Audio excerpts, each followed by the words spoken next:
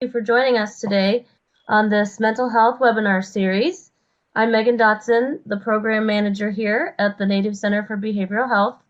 And today we have Sean Bear and Ray Daw presenting on Healing the Returning Warrior, Keys to Understanding Unique Challenges and Strengths of American Indian Alaska Native Veterans.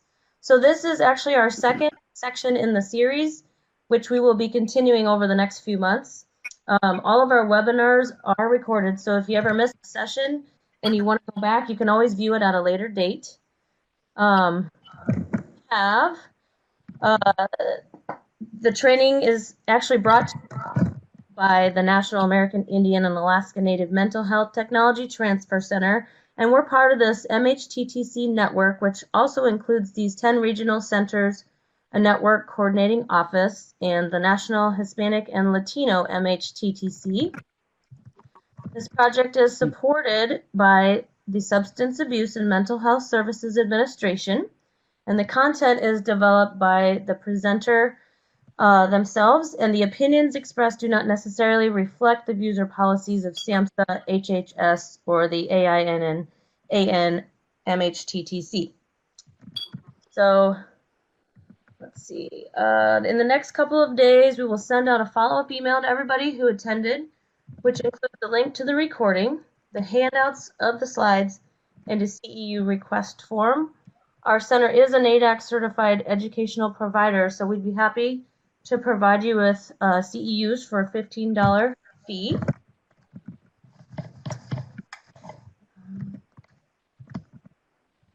Immediately following today's webinar, you'll be redirected to our GIPRA evaluation.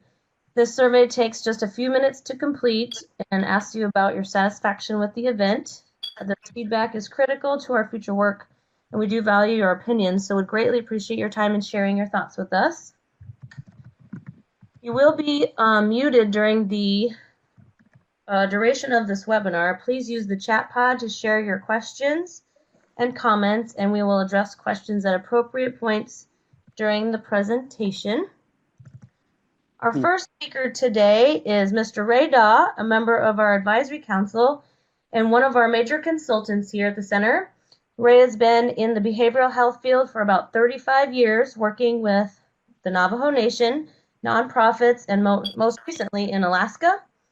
His work in behavioral health has been heavily geared towards developing Native trauma-appropriate approaches that are healing and effective in tribal behavioral health prevention, intervention, and treatment services. We also have Sean Bear, the co-director of our MHTTC. Mr. Bear has been working as an administrator counselor in EAP, as a counselor in adolescent behavioral disorder programs, substance abuse, and in-home family therapy. He has experience in building holistic, Native American-based curriculum and implementing these curricula or programs in substance abuse treatment and prevention programs. And he is also an Army veteran of 9 years and was honorably discharged from the 82nd Airborne. So we want to again welcome you and thank you so much, Sean and Ray, for all your work on this project and for sharing this with us today. I'm going to pass it over to you guys and we'll have questions at the end. Thank you. Okay.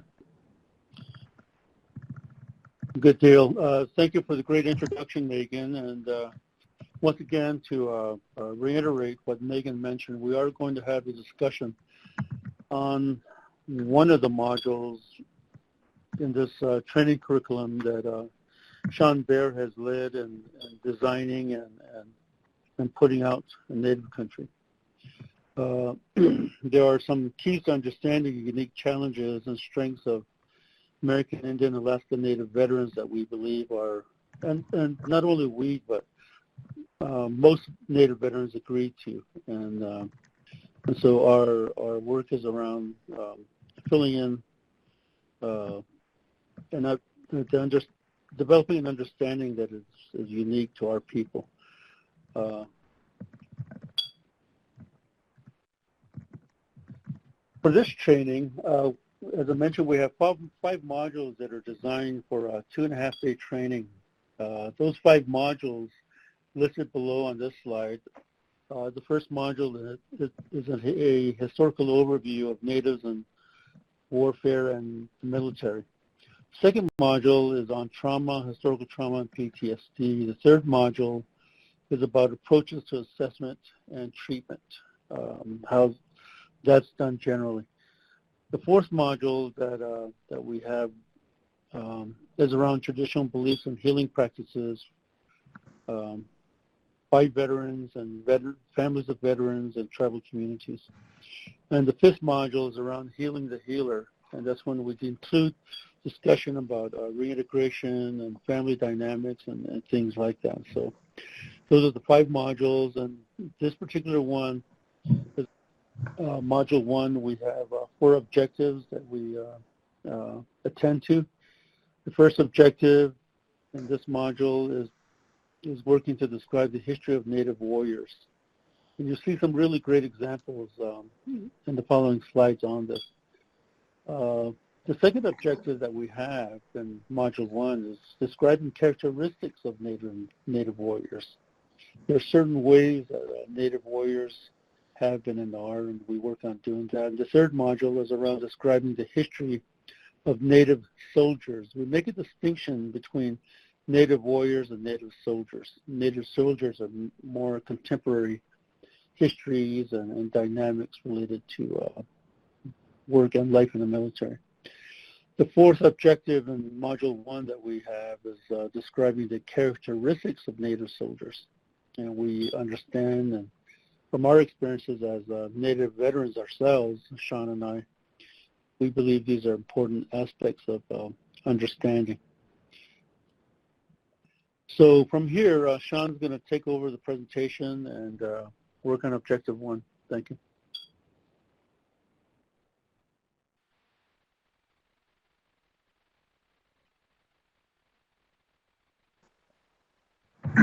Okay, hello everyone. This is Sean.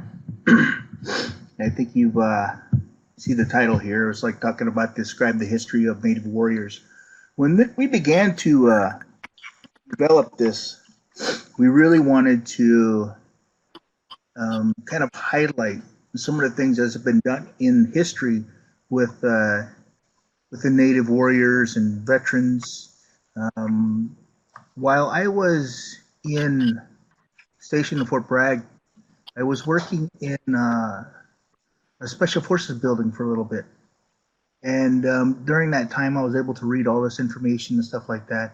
All on the walls, they had all these different information about natives, and they really gave credit to the natives of how fighting tactic stuff developed before. And that came then to the scouts, which later became the special forces. But there's different things like with the arrows, those parts about the natives, and the arrow part actually is recognizing the scouts in the past. But so when we began to develop this, we wanted to give natives a sense of pride for what they've done, not just them, but also our ancestors, for what has been going on all the time. Also to help them find a way in order to kind of return to some of our ancestral ways of healing and overcoming many things as well. So come to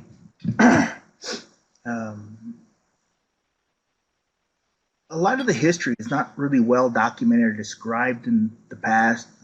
Some historians have been in disagreement whether certain things had happened before or not. Of course, although the history has kind of been politically influenced throughout the years, so it can be a little difficult to find accurate information all the time. Thinking about boundaries between tribes.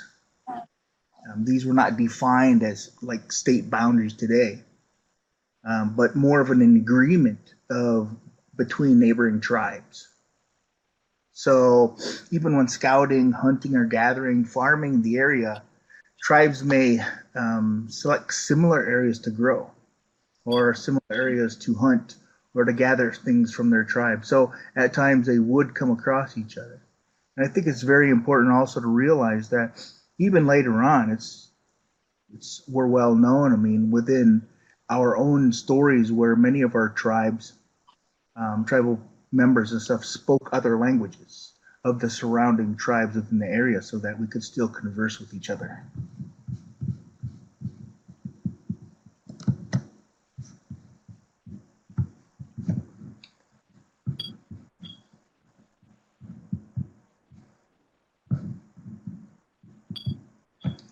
Okay, so when we look at some of the historical overview of pre-contact, we look at a little bit of how men began to learn how to fight, how they learned to heal, and different things about their practices when they came to warfare. But looking at how they began to do things, I mean, there are many things like wrestling, lacrosse, ball games, and such that they can get very aggressive.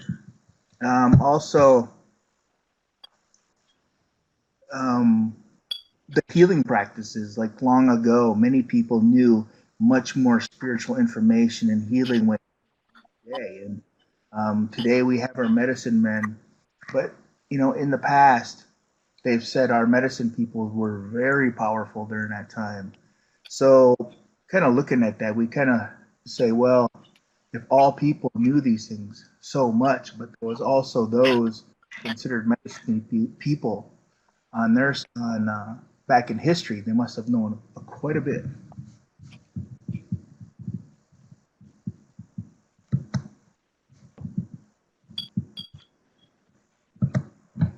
Okay, so names hold a very strong, powerful meaning to one's life as they carry one through life.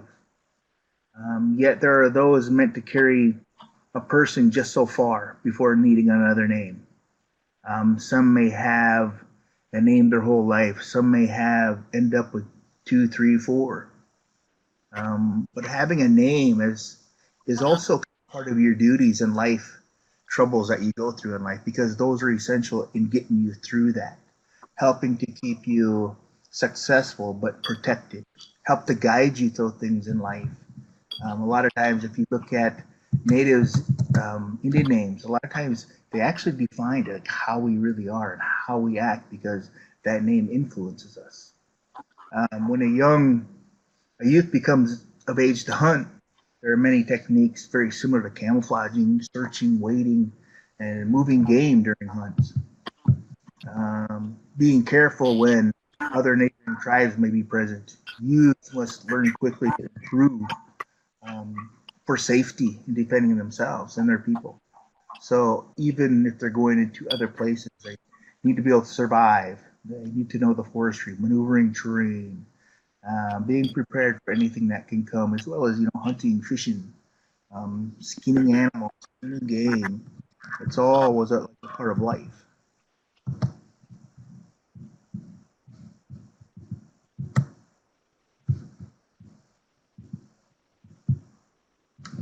Okay, so long before it's like 1528, a lot of there have been documented of natives using guerrilla style warfare. The Appalachian had been fighting and protecting their tribal areas. During this time, Spanish explorers came. They were met with resistance by the Appalachian. Later on, though, there were times when the English came or others came to capture them as slaves and they would fight them off. Um, and it also talked about hand-to-hand combat was a norm, being able to do these because there's, might have only so many arrows or what are different weapons you can utilize at that time. Only go so far at times.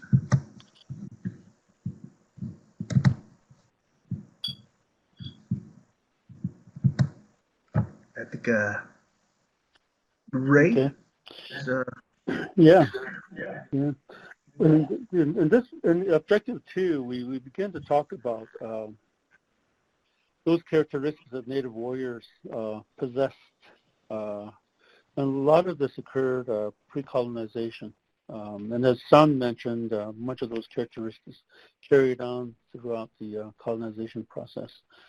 And so this is an area in the training where when we take this 2.5-day training somewhere to a tribe, we would have a really in-depth discussion with the tribal veterans about how they understand traditional characteristics of Native warriors have been and are within that context. There are some reasons why Natives engaged in fighting or war before colonization, and there are 6 examples that we have here. One was to defend the tribal lands or the lands that the tribes were settling in. The second reason for tribes to have war between themselves was defending the tribe or families. And the third reason was family warrior history. The attributes and of being a warrior essentially was carried down or through families and from father to son and within clans. And those are important aspects of how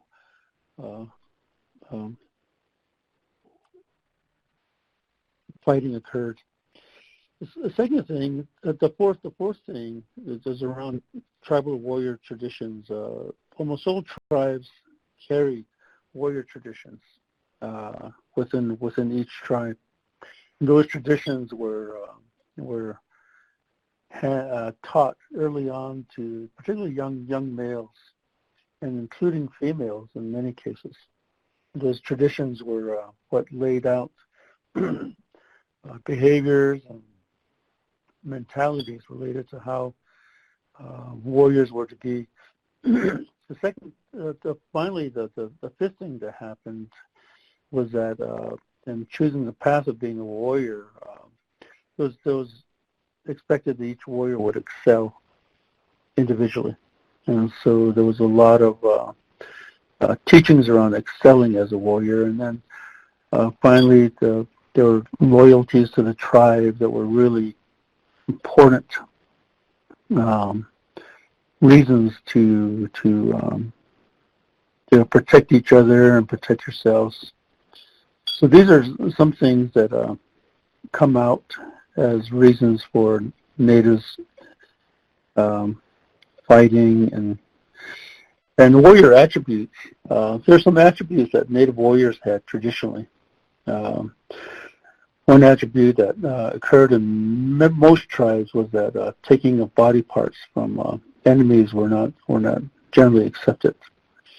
And with the French coming in and engaging in war with tribes that they encountered, and they wanted a way to identify or track how their warfare was going. They're the ones who are generally acknowledged as introducing scalping as a way to show bounty. Other warrior attributes that opponents were often very highly respected for their bravery and abilities. And so traditionally when warriors came into conflict, they had a lot of respect for each other and regarded each other that way. Other attributes, the third attribute that was really key was that bravery and martial arts skills were highly regarded within the tribes. As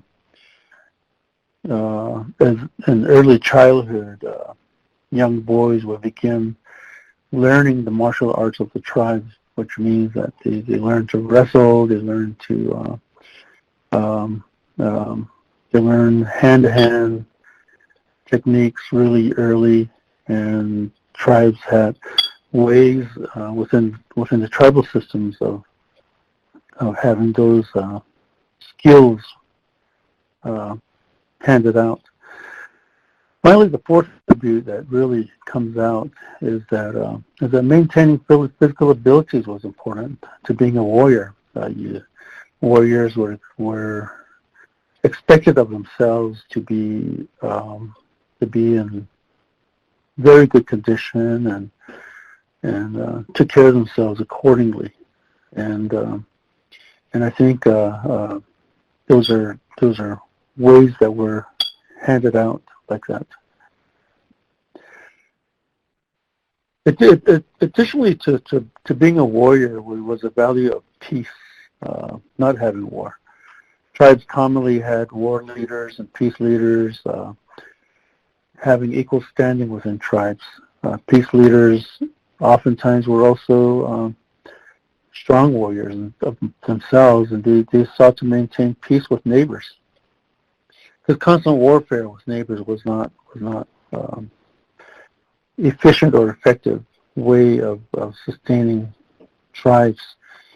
And the peace with neighbors is really key, because one of the things that we don't hear about and don't have acknowledged is those extensive trading among tribes across the country. And this trading relationship that happens had existed for, with tribes that lived hundreds of miles away. So it was important to have peace with neighbors so you could have rite of passage, be able to get through one area to another. And peace leaders work to resolve conflicts as fairly as they can within families, within the tribe, and with other tribes. And those are some of the roles that were there. And then peace leaders were also highly respected for their work at facilitating and mediating conflicts within the tribe and with other tribes as well. Because as I mentioned, these trading relationships that were very, very extensive were important to maintain as well. There are some attributes related to conflict, associated with conflict, like anger and harming. These were just highly discouraged in family settings, and these were the ways that warriors were expected to be. They were expected to keep those very aggressive feelings and behaviors outside of the family, and there were ceremonies and ways to be able to separate one's aggressiveness from having harmony within the family setting. Other attributes that warriors were carried traditionally was compassion for families and communities.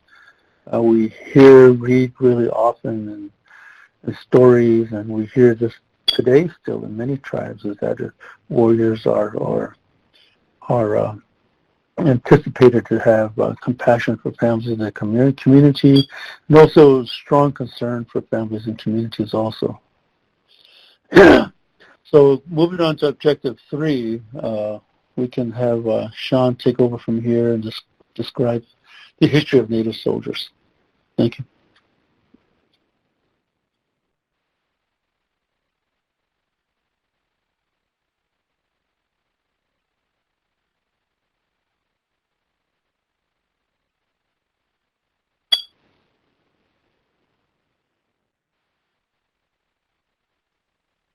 Sean, are you there?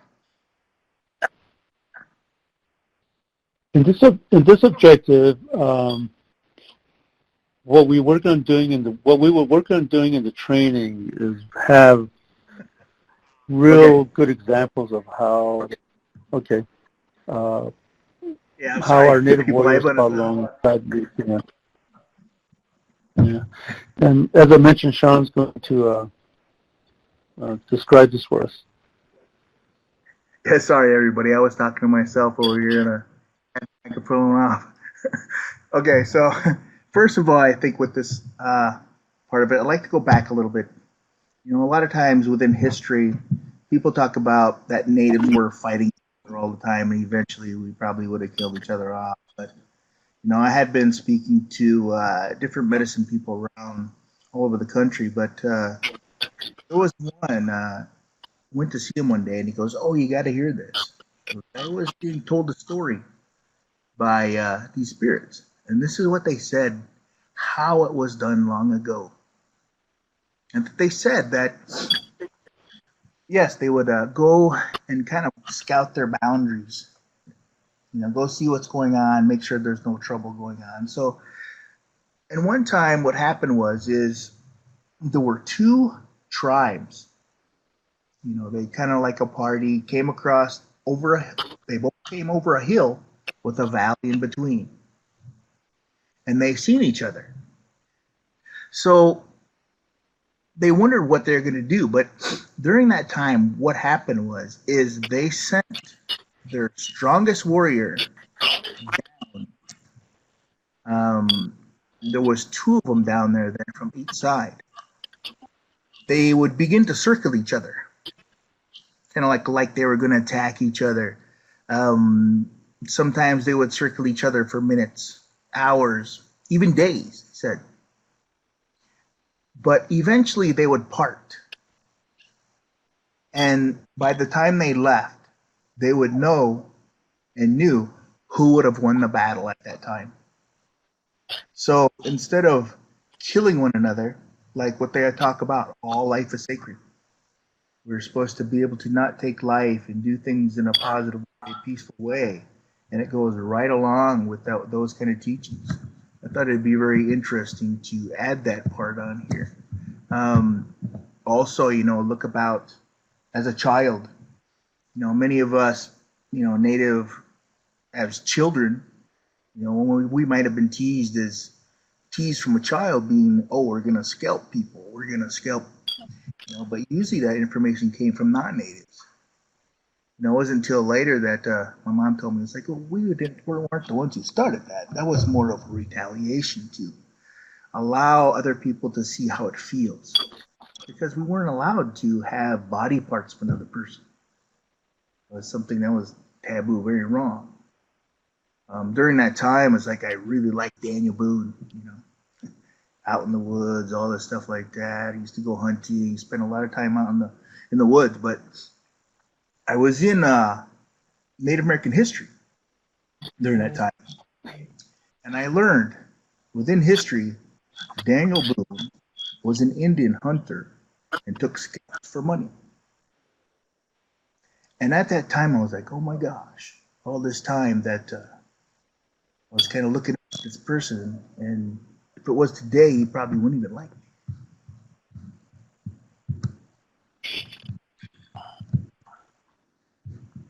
So part of the historical overview, it's played a great part in military conflicts.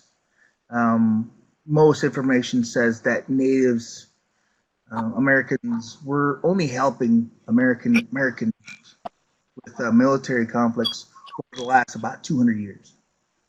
When actually it's much longer than that, probably at least twice as long, because there's many documented times in history where Native Americans were helping colonists fight others as well.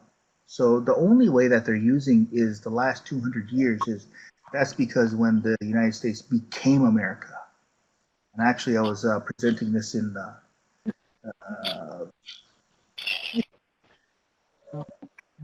Atlanta one time. And there was some people from different military branches there, and they said, yes, that's very true. I thought that was interesting. So, you've heard of different information like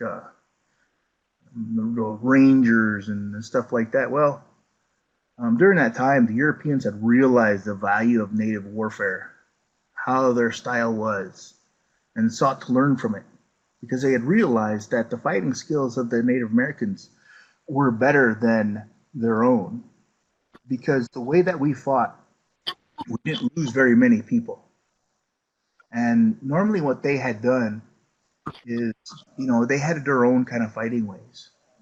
But it was during this time that when they began to learn how to fight like the natives, there was even some people that were kind of lost as children, and the natives took them in, taught them everything they know. They became like a tribal member, but later on left and became part of their own peoples later on and began to teach others how to fight. But that's what they had wanted to do. And from this came the Rangers.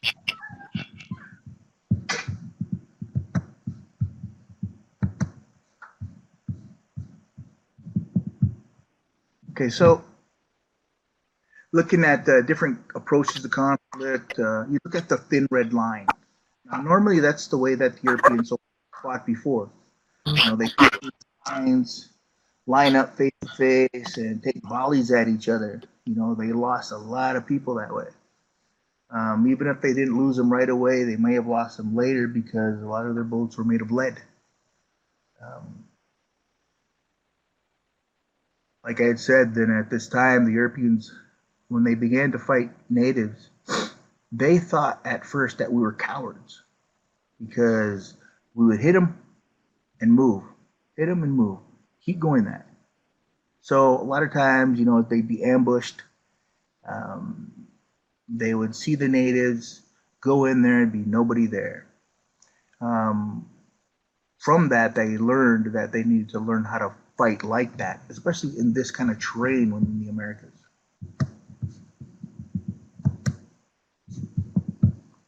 So, little war, that's what kind of comes out when you talk about guerrilla warfare. That's what it's called. Use of ambushes, sabotage, raids, petty wars. Those are like small scale wars. Hit and runs, mobility. They're very fast. They can move quickly. Normally, in the use of larger, less mobile military forces, I've heard many different stories where people in the special forces, they would be two of them, and they would take out or at least kill like a whole battalion, sometimes slow down a whole brigade of the enemy that were coming. But the guerrilla warfare causes a lot of fear. Causes people to make mistakes, especially when they lose a leader like that and people are not sure what to do. Then the kind of things panic. A lot of times that is part of special operations within the military. I don't know if you've ever heard, like sometimes they have psychological warfare or psyops, and a lot of times they'll use different things on there. Even it's kind of pretty creepy. Sometimes they even use like babies crying, and it affects people, even our own soldiers. But that's kind of things it does.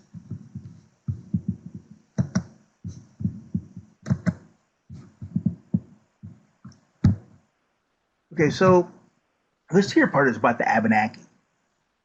Now, long ago, is that the Abenaki, they were very peaceful people. They were a tribe of healers. Wanted no part of the war. They had realized what war and warfare and killing does to people.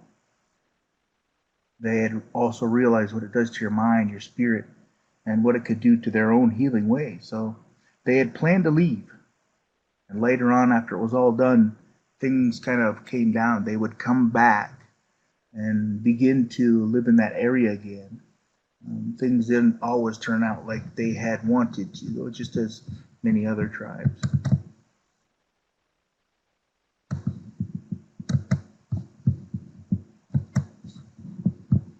So this here part talks about the Abenaki. They had gone way deep in these different areas where it took a while to get there.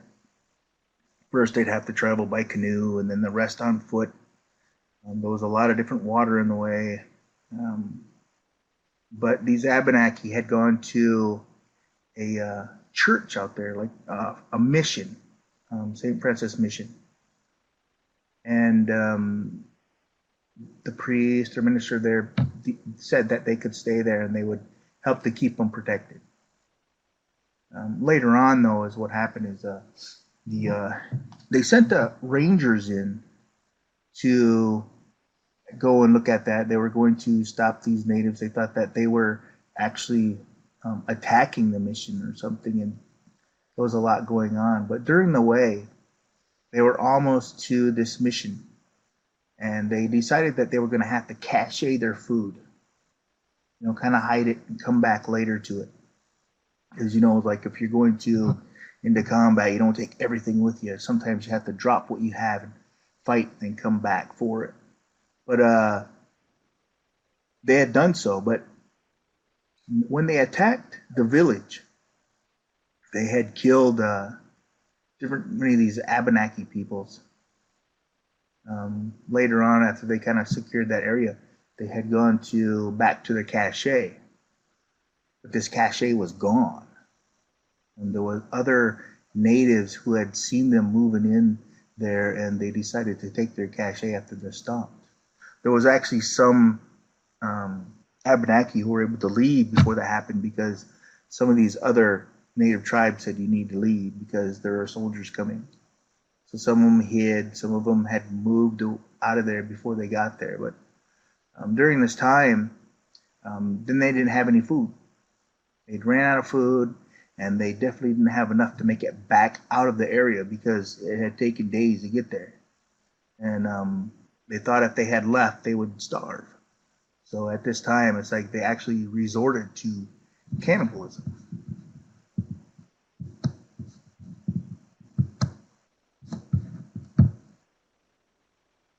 Okay, so during the first 60 years of 1700s, it's like war between the French and British. They had both been using natives to fight each other in a sense, using them as scouts, snipers, skirmishers, going in there, hit and runs and stuff like that to cause a problem with the different peoples.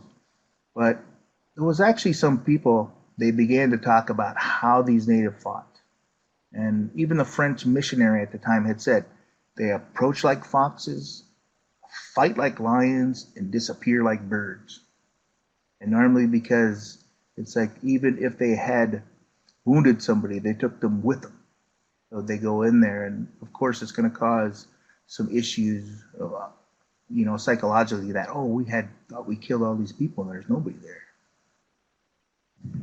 During this time, too, there are times when they had actually encountered native tribes in the very first place when they got there, and the natives would actually come and welcome them. They had actually brought gifts and food. I thought it was very interesting because even today we do that. We bring food to different occasions, different things, functions that we do within the tribe, ceremonies, whatever it is. It's something very part of the custom, and it's been going on all that time, for a lot longer than we had thought. That was very interesting.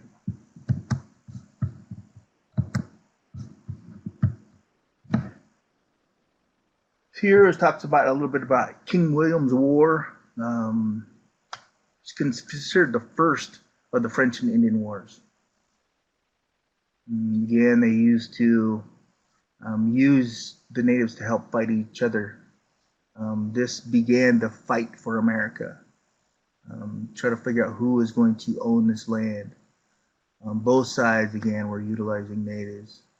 But by the end of the Revolutionary War, native fighting tactics were seen as superior.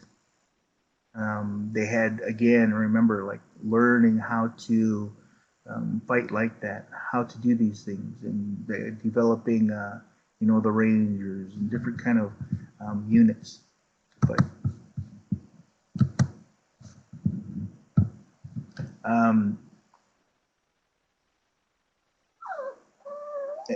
Here it talks a little bit about Thomas Jefferson, where part of what he had done in his time was, this is where kind of the treaties and moving in natives out of the country or different areas in order to make room. And this was actually the start of the Trail of Tears. But under Thomas Jefferson, what he had wanted to is to get them out of the area so they'd be safe. But that's not really how the Trail of Tears went. I mean, they went in different areas. Sometimes they were going north, south, east, west, and a lot of times what they did is die in the snow. So not as much food, things like that. But this also began a time when every treaty they wrote with natives they began to make it a requirement that natives had to fight with them against other neighbor tribes and protect those boundaries. So during this time, they had tribes fighting other tribes when at one time they got along. They began to utilize that because these other tribes knew the ways of those other tribes and could help in defeating them. Because without that, they have a lot of trouble doing so.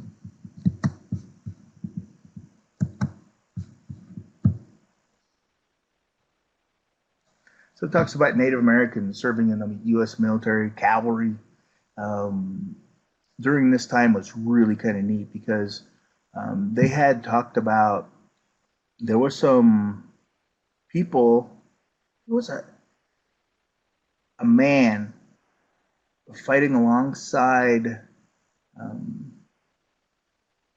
the non-natives, but it would be reported in different reports that this man was saw fighting on one side of the battlefield when he was actually on the other.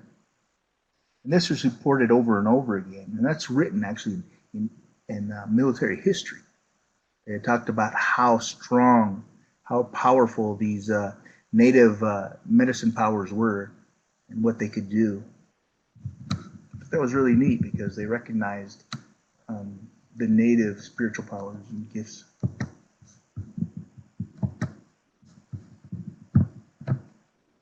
So here it comes into Congressional Medal of Honor. A lot of times you just call it the CMH in military. But here talks about, the highest, most prestigious award that a person in the military can get. This talked about Mad Bear. He was the very first one to get the Congressional Medal of Honor. If you haven't seen anything like that, you might actually be able to look at, there's some movies talk about this, like Audie Murphy. Audie Murphy, I mean, he was in the war and actually got the Medal of Honor during that time because he stayed back while his unit left to give them time to escape while they were being overrun. So he would stay there and keep fighting and fighting. And a lot of times, that was a very good example of how people got the Congressional Medal of Honor. A lot of times, a lot of these died. They didn't always get them while they were alive. Many of them are died. It's like, that's why it's like keeping in the military. They always said, don't be a hero, because usually the heroes are the ones that get killed.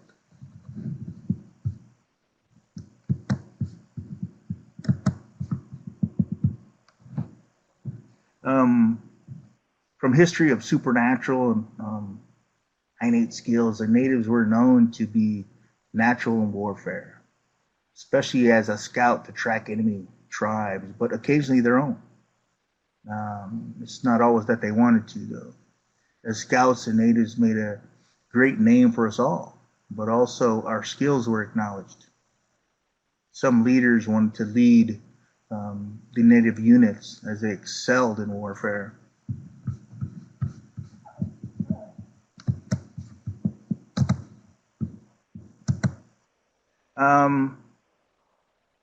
Let's see. Because of how natives appeared to be natural at warfare and the beliefs of us having supernatural abilities, many natives were often placed in the most dangerous positions.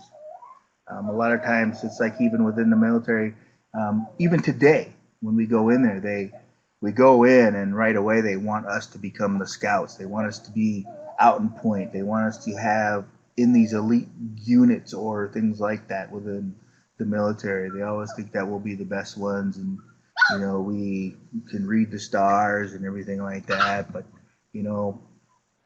so remember, we usually get the most dangerous positions.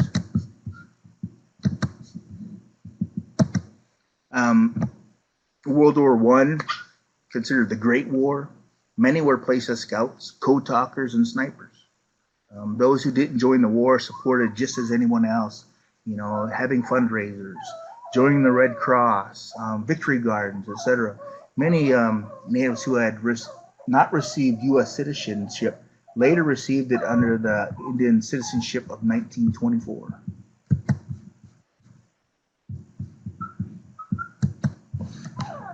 Here you see a survey which was conducted after World War I.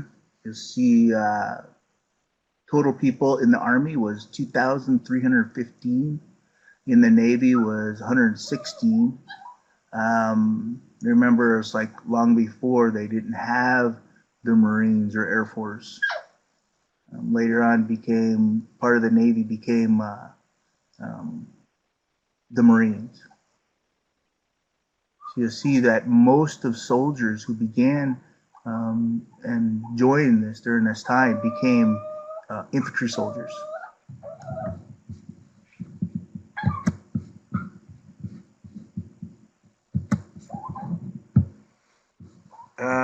The Choctaws are recognized as the first code talkers. After they had seen this, they tried with other tribes as well. The most well-known are the Choctaw and Navajo. At least 6 tribes were used as code talkers in World War I. Over 24 tribes were used as code talkers in World War II.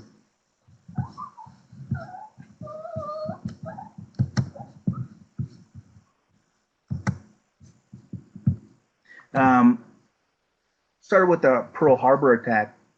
It was around the same kind of time, right before this, is that there were Germany was trying to keep the code talkers out of the military, the natives, because before they had not been able to break any of the codes. They had Nazi agents had sent people into tribes posing as anthropologists to attempt and persuade natives not to join up for the draft. One of the things that Hitler also did during this time is because there was a 45th Infantry Division. They were called the Thunderbirds.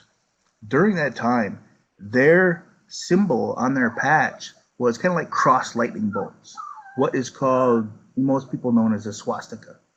But if you look at it, it's going a positive direction. It's going clockwise.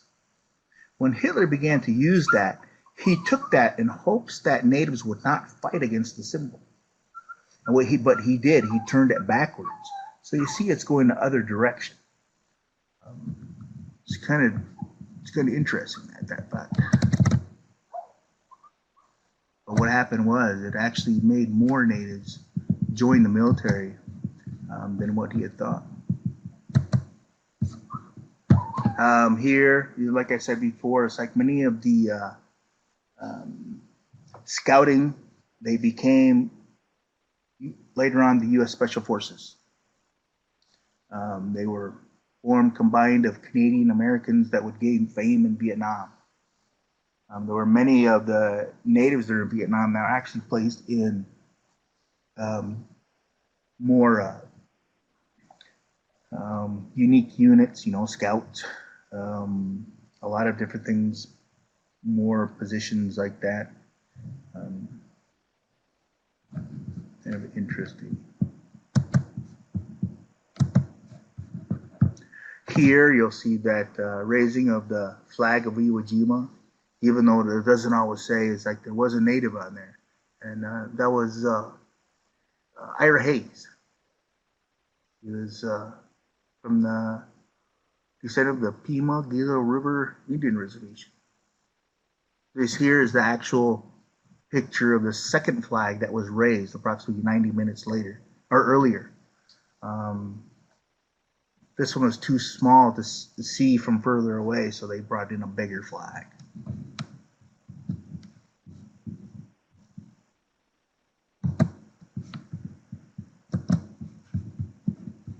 Okay, during the Korean War, it's reported that within the Korean War, military did not keep very good records of natives who served. A lot of times what they were either colored or not colored, or other.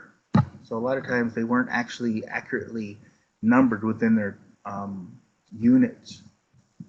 They also did that in Vietnam. It was a bit like that. The ethnic background was not really as accurate as they keep today.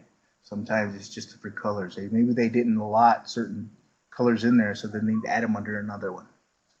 Um, you'll see here that 90% of Native Americans who were in Vietnam, they volunteered, and normally within many of the of all peoples, the natives have more people per capita who join the military than any other.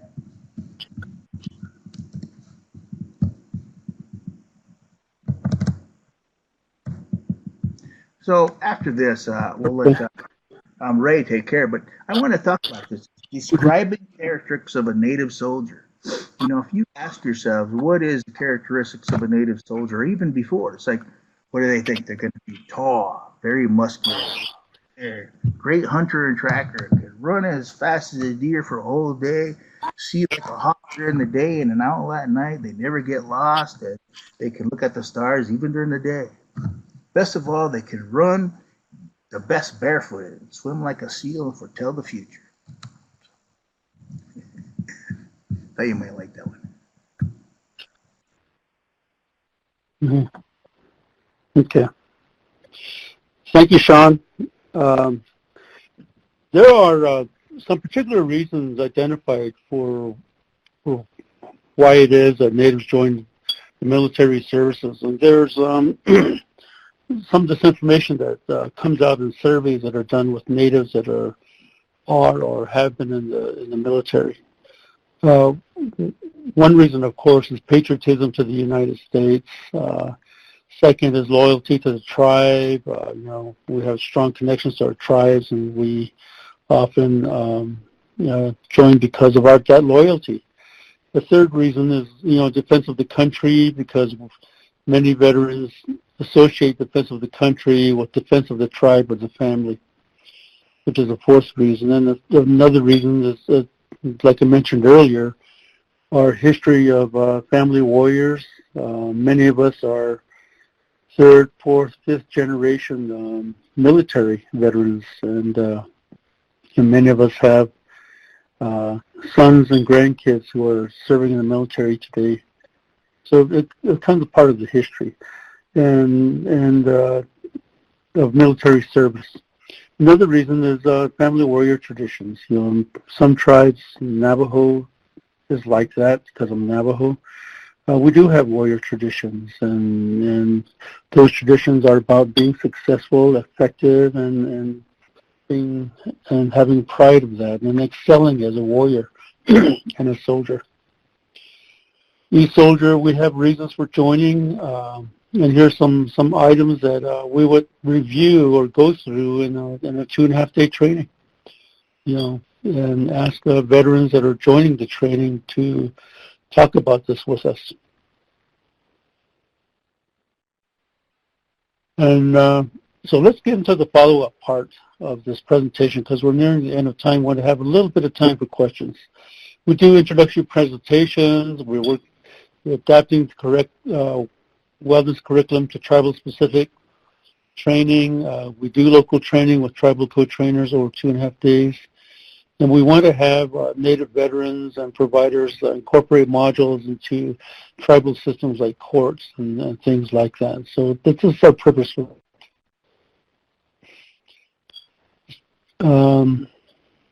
thank you for your time. And we have a learning collaborative. There's information on that here, scheduled for 2 days from now. We would like to take those of you that are interested in joining us on further discussions on this module and other modules. Join us this Friday at 11 o'clock Central Time. Any questions? I would be able to entertain them now. Thank you, Sean and Ray. While we're waiting for some questions to come in, I'm just going to remind everyone that we will be sending out a follow-up email, which will include handouts of the slides, a CEU request form, and the link to the survey. Also, a link to the recording in case anyone would like to view it again or share with colleagues. I do apologize for the background noise. We are improvising today with the weather, and thank you for your patience. We'll take some questions.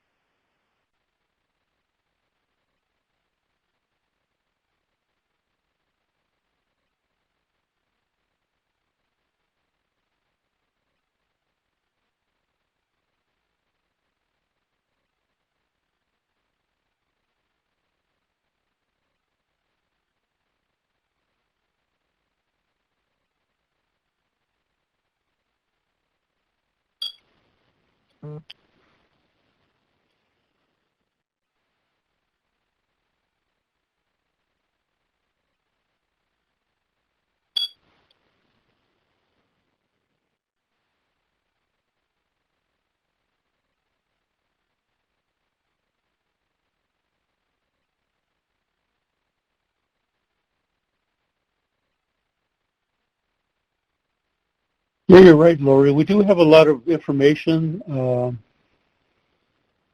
in this module as well as the other modules, and that's what makes the further down the line, the 2.5-day training opportunities that we're offering a really good time to get a lot more into the details of what we skimmed through this morning.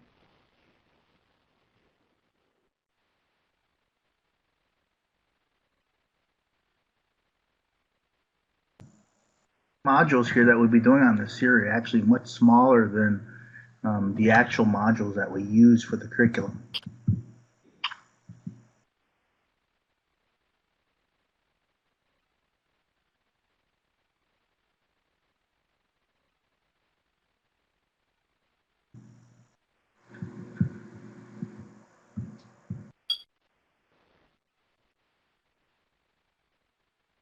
On the question about when the next module is available, we're going to do a presentation next month on the second and third modules.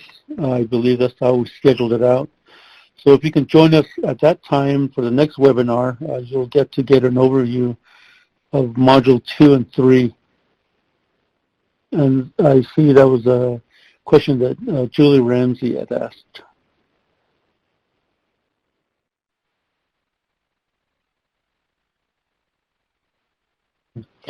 It's a very good comment by Roanne around the difference between colonization and tribal traditions. There are some differences, but on a whole, we understand that there's an interplay between tribal traditions that still occur and really do layer into how we are as soldiers today. You know, from the Navajo perspective, we practice our songs and our prayers and things like that still with our veterans and also with our young people who are in the military service. So some of those things still have strong interaction with each other. And that's the kind of conversation we'd have within the tribe-specific 2.5-day training that we're offering, is we'll get more into the kind of question that you're asking, Rowan.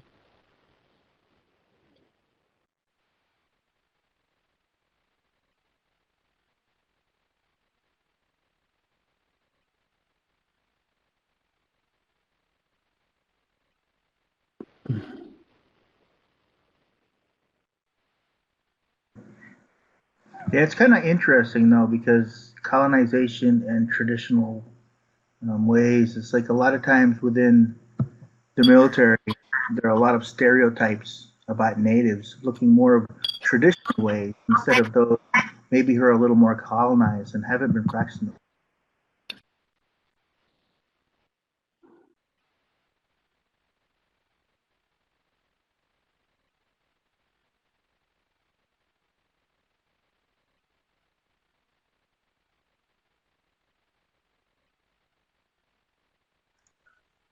Looks like we have a couple more questions being typed, so we'll give that a chance to. Mm-hmm.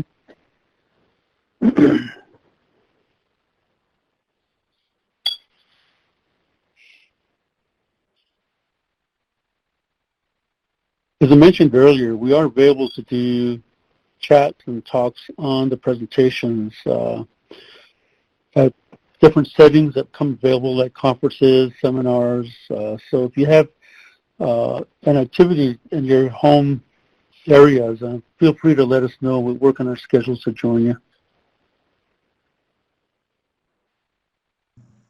Yeah, Laura, it's very...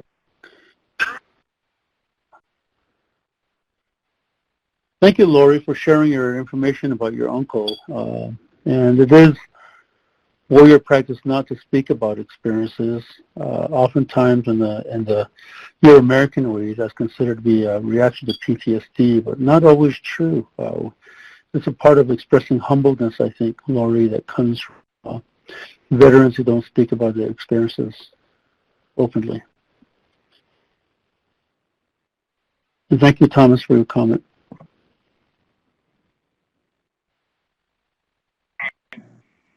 And there are actually some people having ceremonies before and after they come back within different tribes, although the different ceremonies are going to vary from tribe to tribe. There's so many different ways out there. It's like when people don't share those stories, it kind of hurts them. A lot of things that they've learned with veterans is that the more they tell their story, the more the emotional pieces are kind of separated from the story. So that kind of helps them with.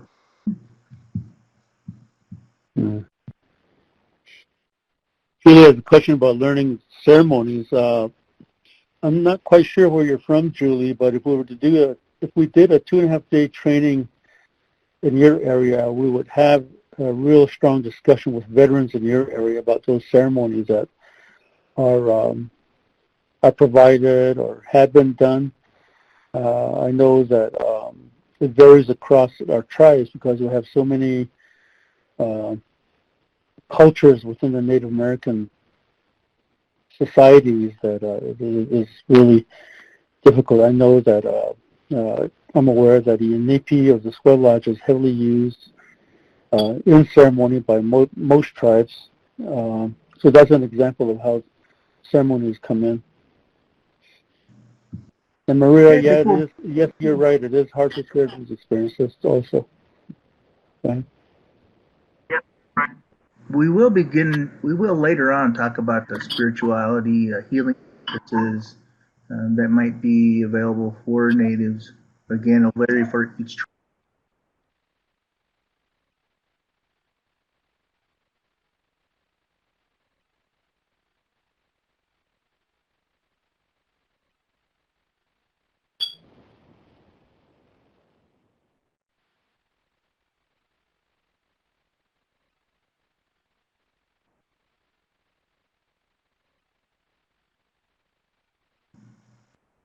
Yeah, the reason we part of this is also that we're hoping that people will want to be able to bring this, in a sense, to their tribes to do the whole thing, and maybe from off that develop your own kind of program for veterans.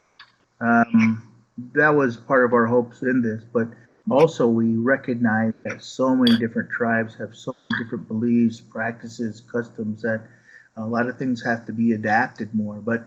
Um, but we are very open to those. I mean, when we did the pilot for this, we had different people from different tribes there, so we could talk about that. And a lot of times it was the differences within the tribes that made it a little bit more difficult to talk about.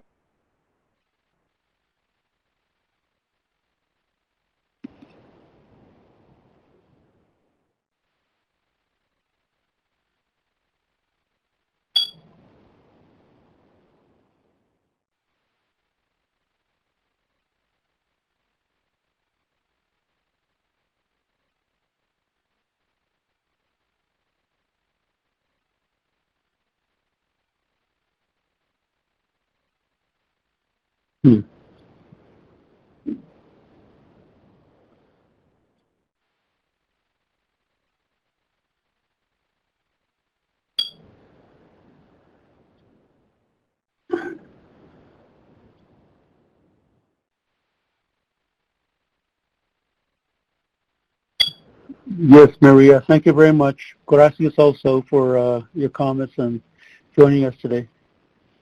Thanks, Ray and Sean, Or for sharing. Navajo, Navajo, we would say Sheha. Thank you. If anybody has any questions, our contact information is on the screen, and we appreciate the time you've taken today. Thank you, Ray and Sean, for your knowledge in this area, and I hope everyone has a great day. Talk to you next time.